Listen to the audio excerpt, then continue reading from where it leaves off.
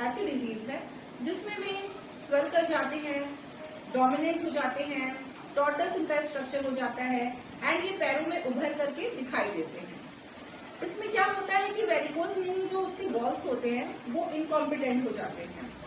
Walls के incompetent होने की वजह से पैरों में जो ब्लड फ्लो ऊपर की ओर होना चाहिए वो डाउनवर्ड नीचे ही रह जाता है, ब्लड जो रहता है वो पुल आउट कर जाता है।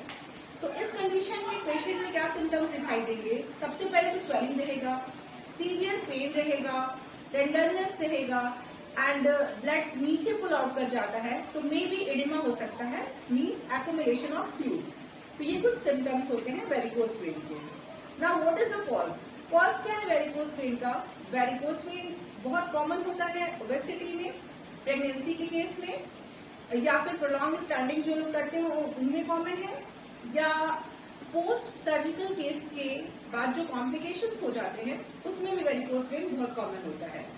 तो ये कुछ रीजन है। अब हम बात करते हैं मैनेजमेंट की। तो यस, वेरिकोज वेन का मेडिकल मैनेजमेंट तो होता ही है, बट कंजर्वेटिव मैनेजमेंट भी है। कंजर्वेटिव मैनेजमेंट में एक्सरसाइजेस आते हैं, लाइफस्टाइल मॉडिफिकेशंस आते हैं एंड कंप्रेशन स्टॉकिंग्स का यूज करके वेरिकोज वेन की प्रॉब्लम को दूर किया जा सकता है। एक्सरसाइज कौन सी कर सकते हैं हम वेरिकोज वेन में? चलिए आज हम सीखते हैं। आपको करना क्या होगा? सिटिंग पोजीशन में बैठ जाइए, एंकल ज्वाइंट यानी एड़ी का मूवमेंट चाहिए। इसमें आपको एंकल को ऊपर नीचे, इसको बोलते हैं dorsiflexion, planter flexion, dorsiflexion, planter flexion. तो ये मूवमेंट कम से कम आप 20 से 25 बार करेंगे।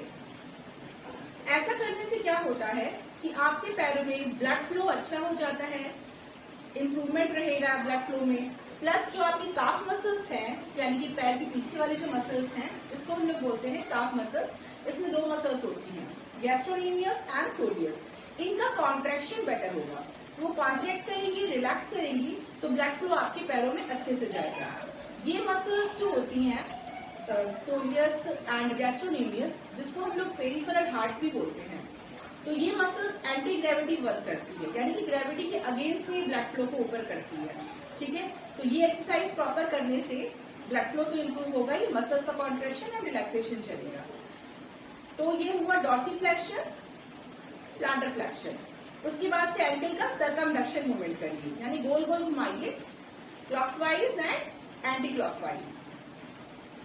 सेम ये एक्सरसाइज दूसरे पैर में भी कर सकते हैं, फ्लेक्शन, एक्सटेंशन, ठीक है, एंड सर्कमडक्शन मूवमेंट। इस एक्सरसाइज को करने से क्या होता है? ब्लड सर्कुलेशन इंप्रूव होगा और जो आपके पैरों में स्वेलिंग है वो स्वेलिंग भी डेफिनेटली कम होगी।